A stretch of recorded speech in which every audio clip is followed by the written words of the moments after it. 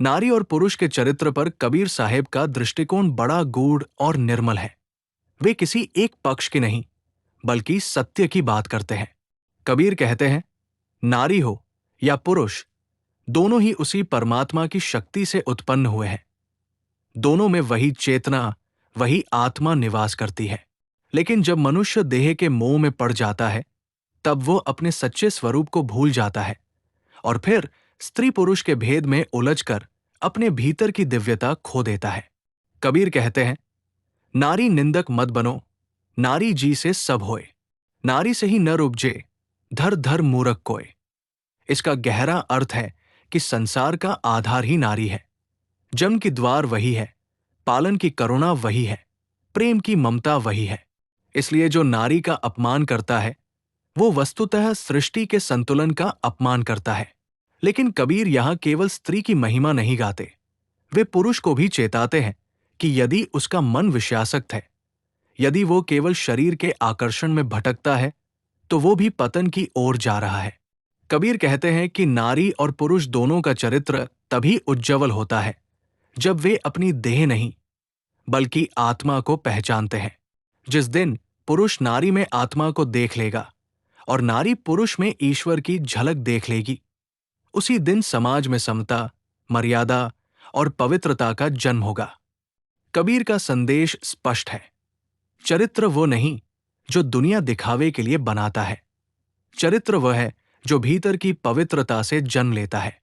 उन्होंने कहा, नारी नर सम जानी के, सब में देखो राम। यानी जब दृष्टि सम हो जाए, जब अंतर की आंख खुल जाए, तब नारी में भी वही राम है, पुरुष में भी वही राम है, तब कोई भेद नहीं रह जाता। कबीर के अनुसार सच्चा ब्रह्मचर्य ये नहीं कि देह से दूरी बना ली जाए, बल्कि ये है कि मन को विकारों से मुक्त कर दिया जाए।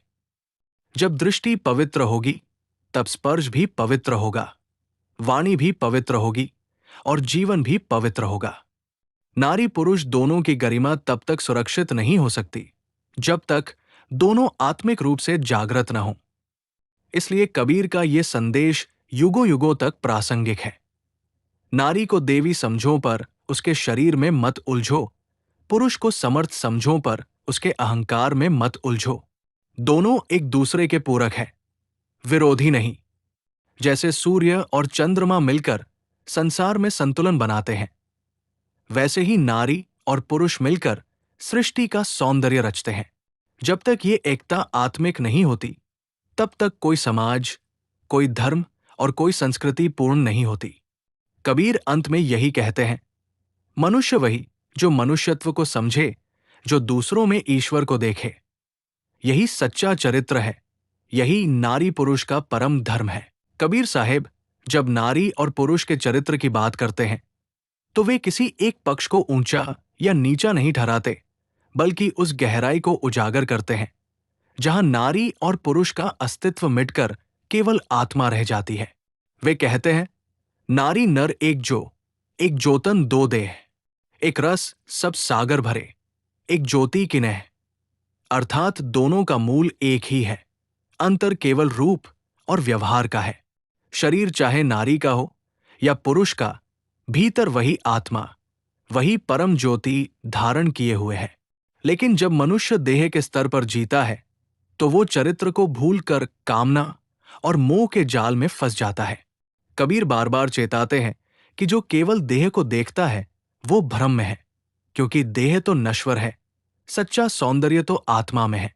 वे कहते हैं, नारी माया मोह की, मत फंस रे मनुआ झूठ। भीतर देखो जोत को, वही सच्चा है रूप। यानी जो भीतर की सुंदरता को पहचान लेता है, वही चरित्रवान बनता है।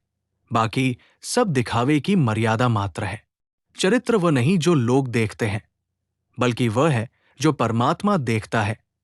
मन की पवित्रता, विचारों की निर्मलता और व्यवहार की सरलता।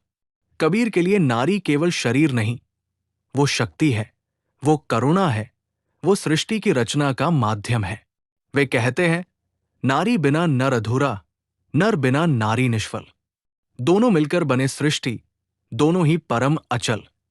इस भाव में कबीर ने संतुलन की शिक्षा दी। नारी को पूजने की नहीं, समझने की जरूरत है और पुरुष को अधिकार जताने की नहीं, सम्मान करने की आवश्यकता है। कबीर का यह भी कहना है कि नारी और पुरुष दोनों में जब तक काम, क्रोध, लोभ और अहंकार की जड़ें हैं, तब तक उनका चरित्र स्थिर नहीं हो सकता। जब मनुष्य भीतर से शांत होता है, तभी वो बाहरी संबंधों में सच्चा और मर्यादित रह सकता है। उन्होंने कहा, काम क्रोध नर नारी बसत, झूठी हुई ये देह, जो देखे आत्मा राम को, वही चरित्र सने। ये भाव गहन है। जब मनुष्य भीतर के राम को देख लेता है, तब उसके संबंध, उसकी दृष्टि और उसकी वाणी सब पवित्र हो जाती है।